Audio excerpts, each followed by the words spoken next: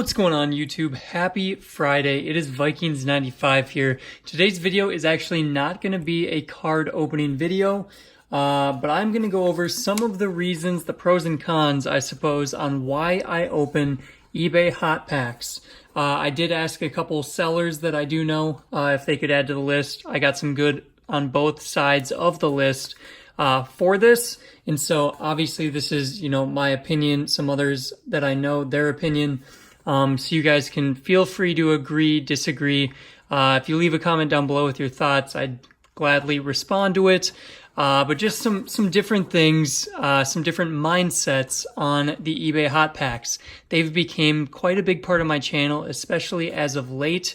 And so this is kind of some of the reason why. So if we go through, I guess I'll go back and forth or something. But so one of the biggest pros that you guys will hear me mention almost every video is if, you're going to get way more hits and you're going to get more of your money's worth, basically, when you compare it to, I would say probably 90-95% of retail or hobby boxes.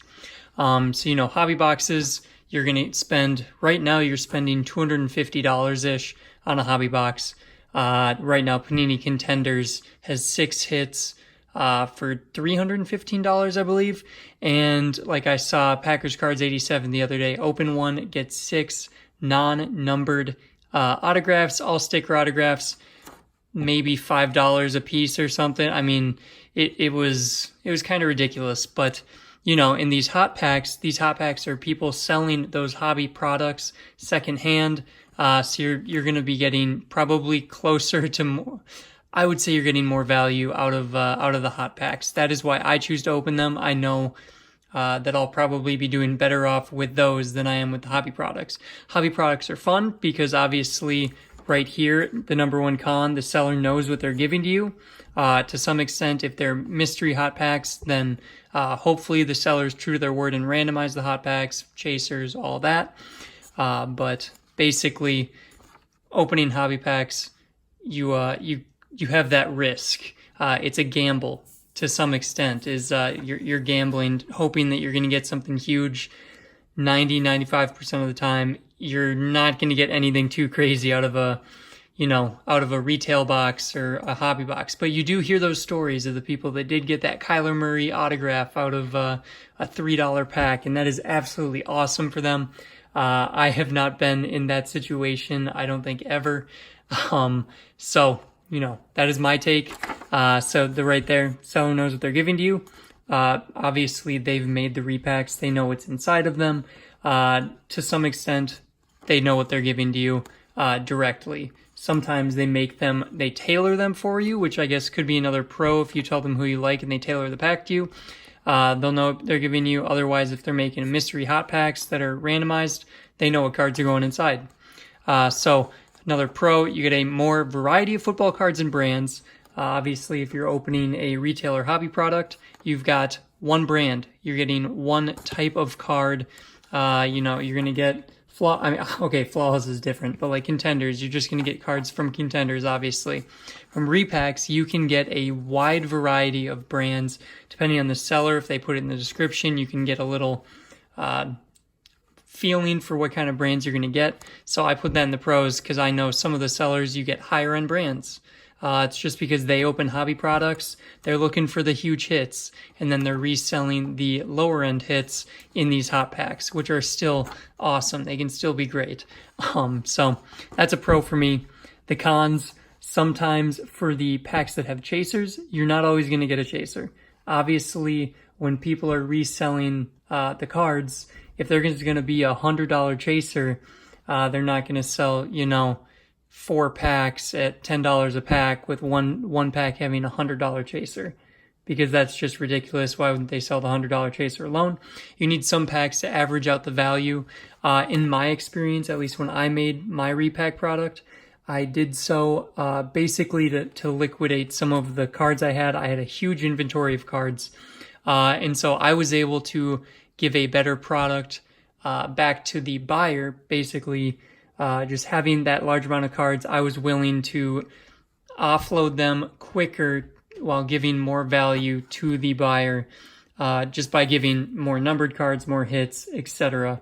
you know, just to sell it faster. So right there, if it's a chaser series, that is one of the things to look at. I know like some of the higher end packs, like the $50 packs, but you might get like a, you know, Kyler Murray or Gardner Minshew or something autographed. Not all the packs can be great, so that is a con. You don't always get a great pack. There have to be some lesser valued when there are chasers involved. Another pro, you're directly supporting the card community, not going straight to the manufacturer. You guys all know the manufacturer. This, in my mind, someone has to buy the hobby products. I tend to not put a lot of money into buying hobby products right away because I know it is very, very difficult to recoup that money from sales, etc. So, you know, the sellers that are making these packs, a lot of them are buying that hobby product. They're looking for the crazy hits, and then the lesser hits, they're putting the repacks, and so they're giving good value back just to liquidate those cards. In my mind, and this is not 100% of sellers. This is just, I mean, it's a majority of them, but not all of them. There are bad sellers out there. They're not all good. I will tell you that much. And I'm sure you guys have seen and remember a couple of my videos of the not so good ones. So let's see, we're right there. So on this side, bad variety of cards.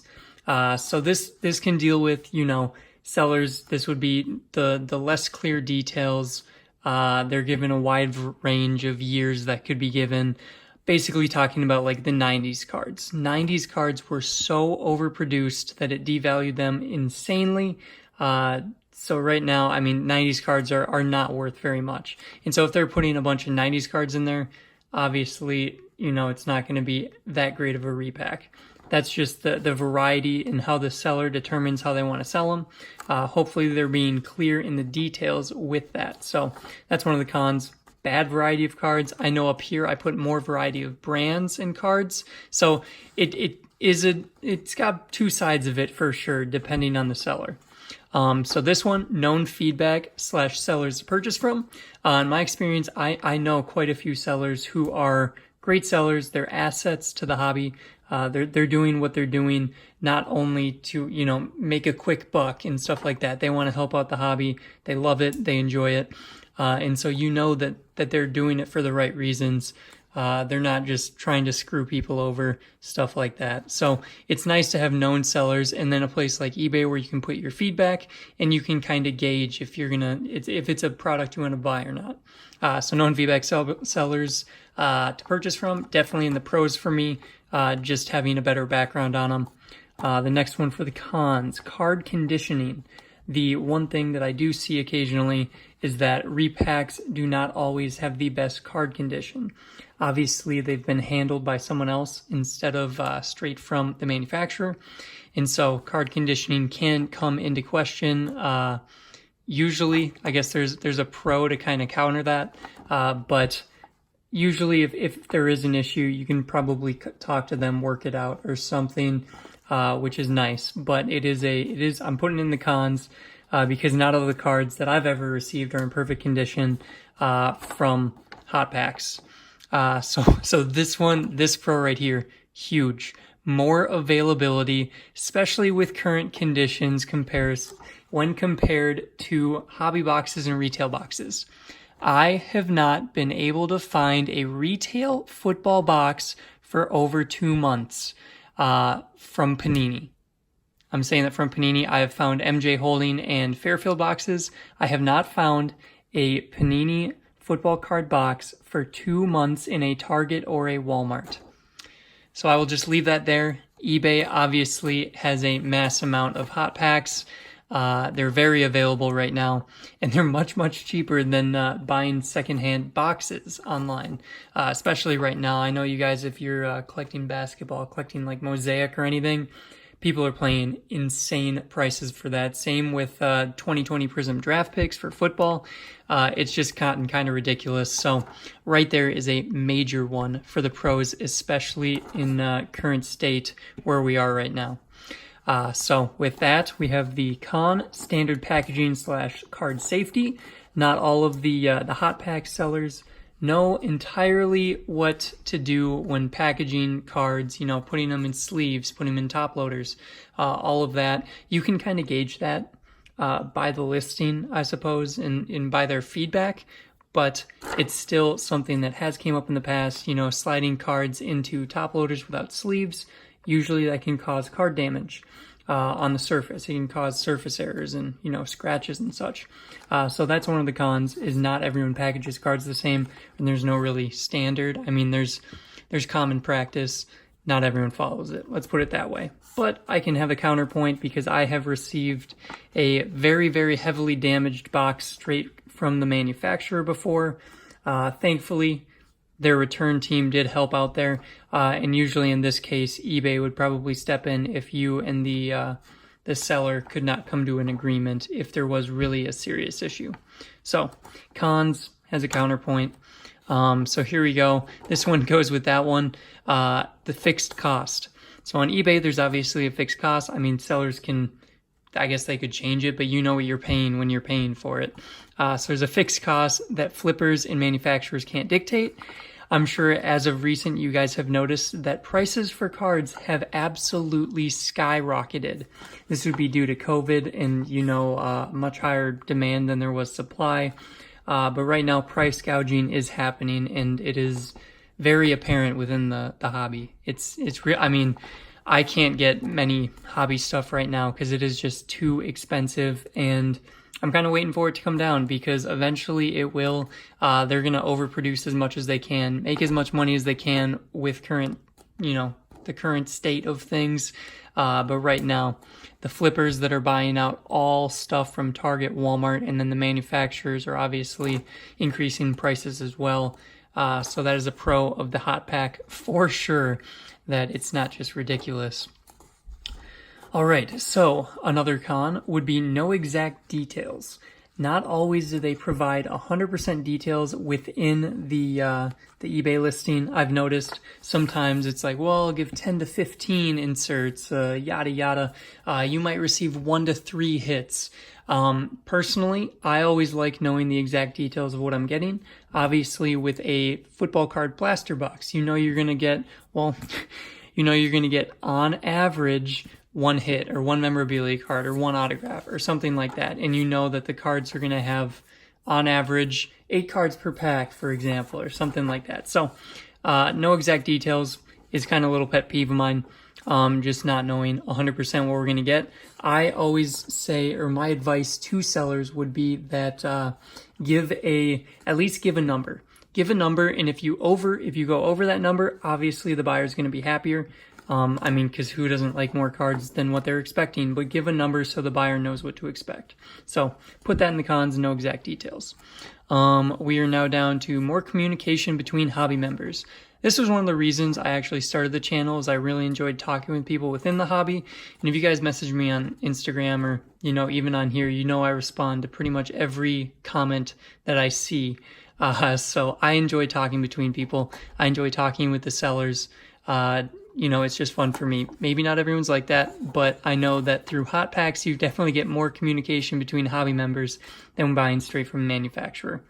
So we're going back over here. These last two are in particular directly with me, so I just wanted to address them just because I figured, you know, I'm pretty open with you guys and I thought it'd be nice. So right here is one that's very heavily talked about, is that hot packs could be biased towards YouTubers. And I 100% agree. I mean, when you're receiving a hot pack, they know that I'm a YouTuber. I'm going to show it on video. This is in some cases where they do know. They don't always know.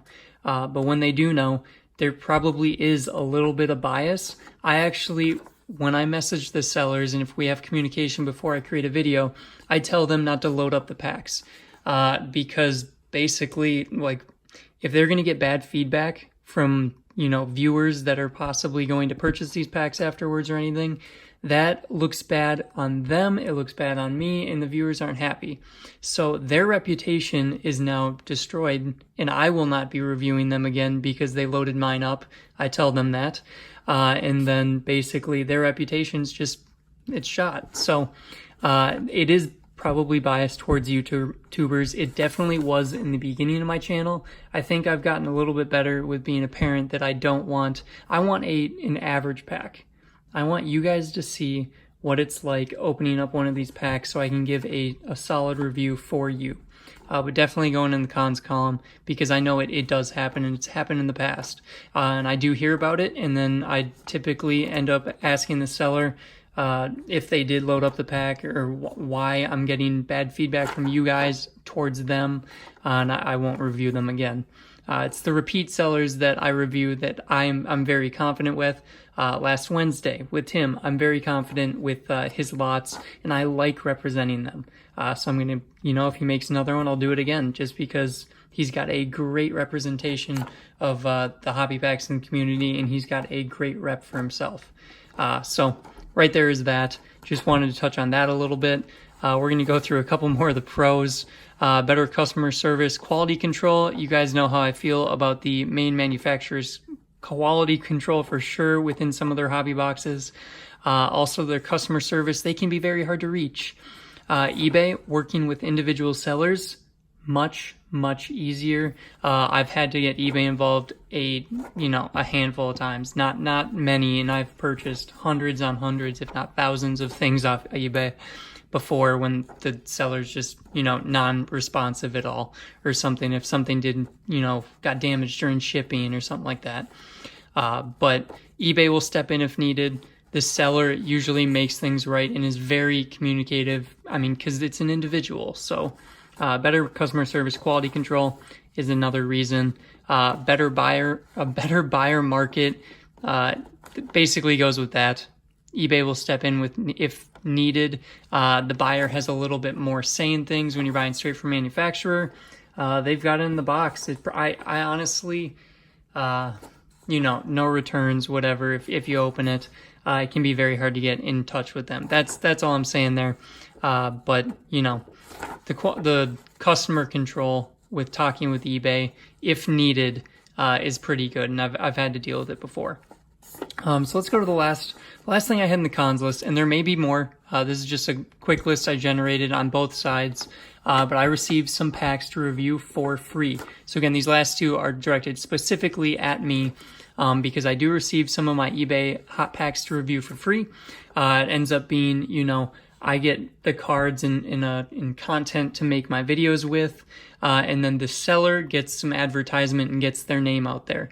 There have been a lot of packs that I've reviewed for free that my viewers, you guys, and many of the other people I talk with on Instagram message me saying they got like a chase card, or they love the repack, and a lot of people enjoy some of the packs that I get for free just because of it's a good product. I do vet the sellers that send me the free packs. I don't accept everything. It's just something I want to review product that I think you guys will like, and I want to review product that I like.